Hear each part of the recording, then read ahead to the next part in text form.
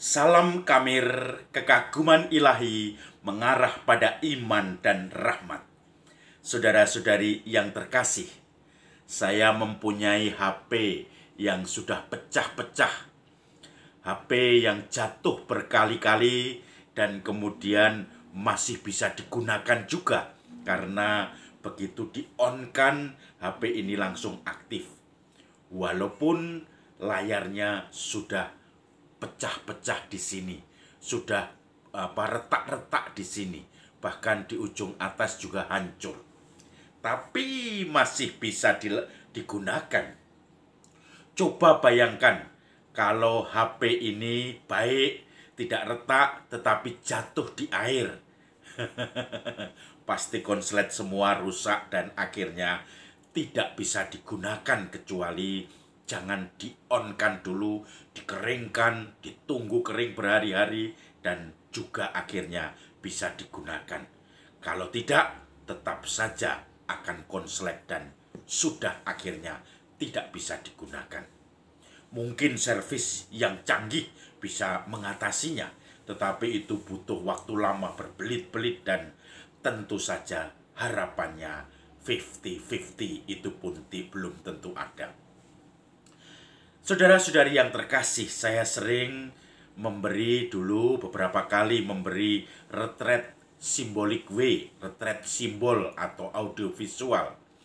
Kalau retret biasanya orang memakai kitab suci sebagai acuan, tetapi kalau retret dengan simbol ini, acuannya adalah pengalaman pribadi bersama Allah. Pengalaman untuk perjalanan semacam pesiarahan seperti itu. Maka biasanya peserta pada awal-awal itu diminta untuk jalan-jalan renungan pagi sendiri-sendiri di daerah-daerah yang bisa menyentuh, seperti di lereng gunung. Kemudian di tempat-tempat yang sungguh-sungguh luas, orang bisa melihat keluasan dan kemudian juga melihat sesuatu yang dahsyat. Maka ketika di lereng gunung itu bisa melihat batu besar, orang akan teringat, saya dilindungi oleh batu besar, betapa kecilnya saya dibandingkan ini. Maka kemudian teringat Mazmur, Tuhan engkaulah gunung batuku, karena batu itu menjadi pelindung yang besar. Ketika kita sedang merasakan masalah yang buntu, kemudian melihat aliran sungai kecil, gemericik, kemudian dia langsung ingat, kenapa tidak mengalir saja kalau buntu seperti ini dalam hidup saya. Banyak inspirasi-inspirasi yang diberikan Tuhan lewat permenungan ini.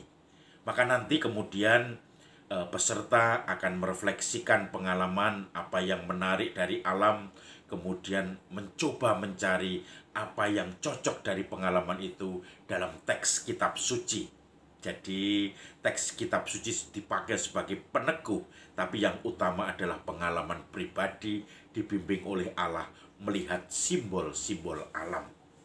Suatu saat saya memakai metode ini untuk anak-anak SMP di Batu Raden retretnya, tetapi anak-anak SMP itu di Cirebon, dari SMP Cirebon.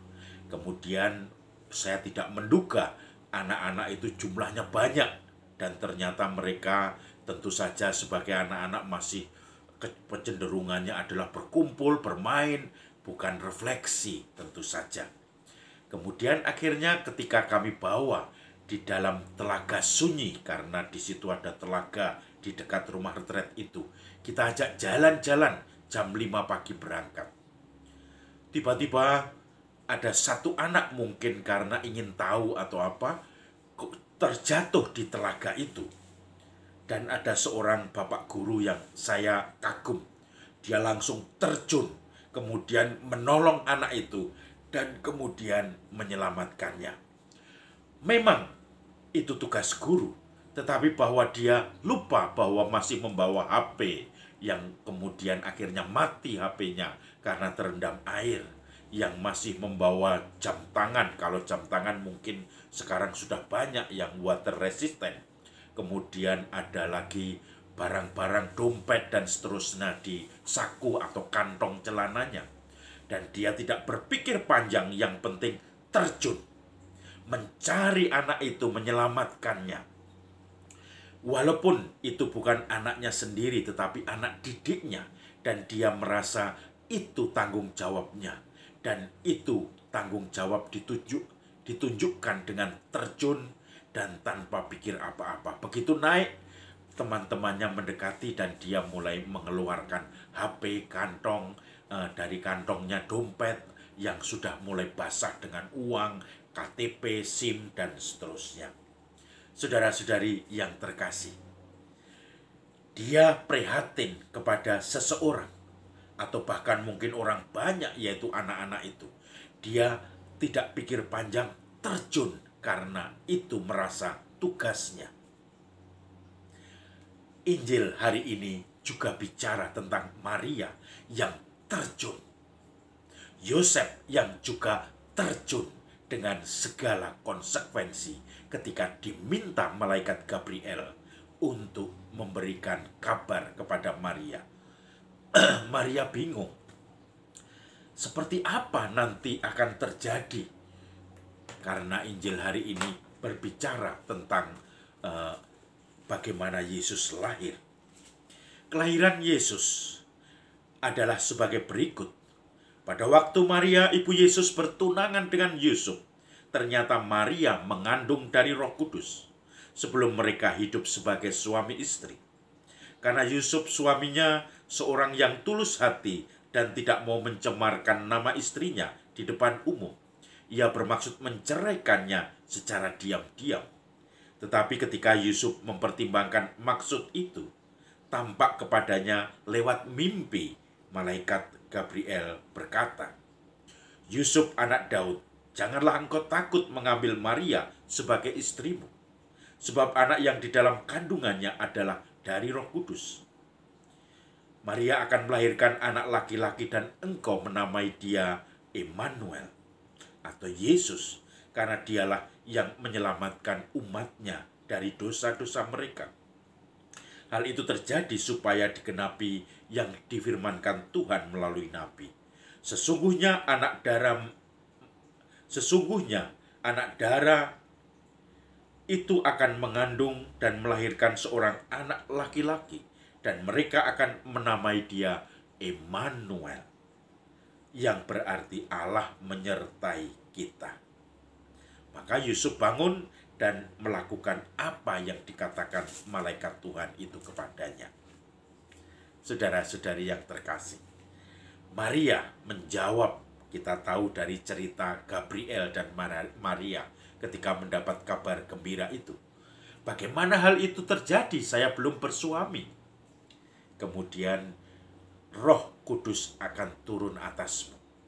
Lalu, "Aku ini hamba Tuhan, terjadilah padaku menurut perkataanmu."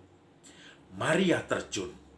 Maria melihat keprihatinan Allah terhadap semua ciptaan yang menuju pada kebinasaan.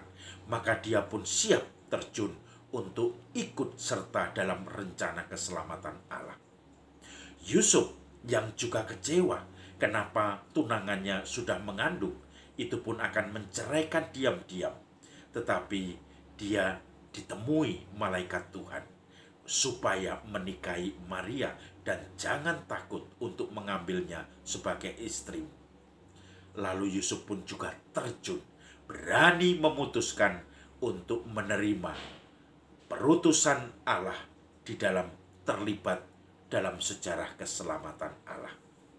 Saudara-saudari yang terkasih, spiritualitas terjun demi iman karena kepercayaan, tapi juga melihat misi bahwa Allah ingin menyelamatkan manusia, bahwa banyak orang-orang yang juga harus diselamatkan karena mengarah pada kebinasaan. Itu menjadi semangat orang beriman seperti Maria dan Yusuf.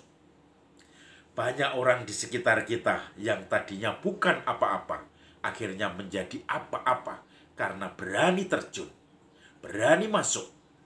Kita ingat bagaimana mantan menteri namanya Pak Purnomo Yusgiantoro.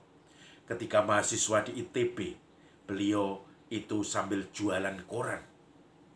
Ketika dia jualan koran karena keterbatasan uang saku dan SPP atau uang kuliah, maka dia berani terjun dengan segala risiko sebagai agen koran. Berani terjun untuk menghadapi segala kesulitan. Berani mendaftar di ITB untuk akhirnya menjadi mahasiswa ITB. Dan akhirnya apa yang terjadi? Beliau dari tidak apa-apa menjadi orang besar yang pernah mewarnai kabinet dari Indonesia ini. Banyak di sekitar kita juga seperti itu, yang dulunya tidak tahu apa-apa tentang liturgi. Ketika ditawari menjadi tim kerja liturgi, sekarang sudah merantasi. Mungkin 2-3 tahun yang lalu bukan apa-apa dalam hal liturgi, sekarang sudah tahu.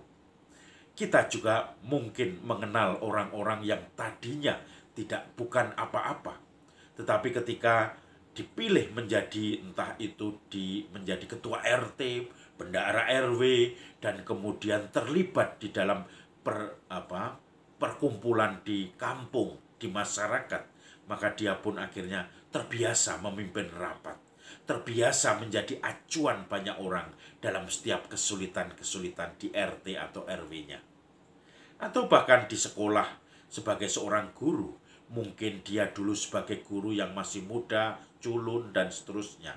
Tapi begitu ada setiap kegiatan dipasrai tugas, dia berani terjun ke situ, berani mengambil kesempatan ini untuk memperkaya diri, menjadi lebih bijaksana. Maka dia pun akhirnya menjadi tetua atau acuan di sekolah itu sebagai guru yang bisa menjadi sumber kebijaksanaan. Banyak hal orang yang bisa akhirnya berani untuk menjadi sesuatu garam dunia. Kemarin umat saya juga ada yang dulu tidak bisa nyanyi apa-apa. Kemarin bertugas sebagai pemazmur. Dan ini menjadi sesuatu yang bagi saya hal baru.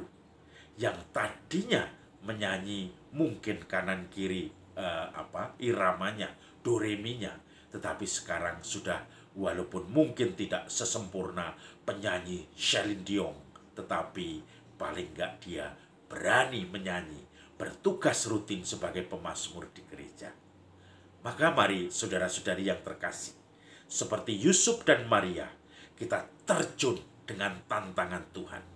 Kita berani menempa diri dan akhirnya kita pun akan mendapatkan kebijaksanaan karena konsekuensi atau hasil dari setiap tugas yang diberikan Tuhan kepada kita. Salam Kamir, kekaguman ilahi mengarah pada iman dan rahmat.